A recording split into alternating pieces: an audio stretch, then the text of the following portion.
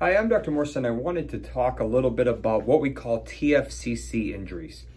So you probably won't know what this is per se, but when I describe the pain and the location of the injury, you're going to be like, yeah, I think I have that. So what does TFCC stand for? It stands for Triangular Fibrocartilage Complex. That's why they call it TFCC, because it's really complicated. What is it and where is it located? It is on the inside of the wrist underneath the pinky.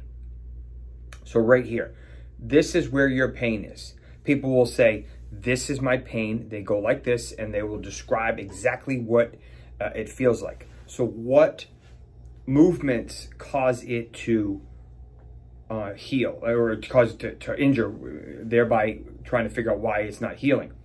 So think of turning a doorknob. So whenever the door behind me, whenever I turn a doorknob, you have to twist that wrist.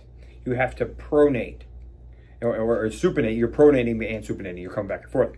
So think of reaching out and rotating that wrist. Whenever you're doing that, or whenever you're twisting this way, you have to use that TFCC complex to rotate. And if you can't do that, if it's injured, then you're going to have an issue.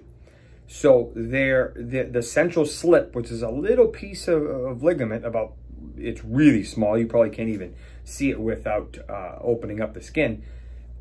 That is usually what causes an issue. You can confirm this with an MRI. And sometimes you'll have a piece of bone that actually peels off and forms a little fracture in addition to the tear. Sometimes you can just tear it. Sometimes you can just sprain it. So recently we had a boxer who had an injury to their wrist.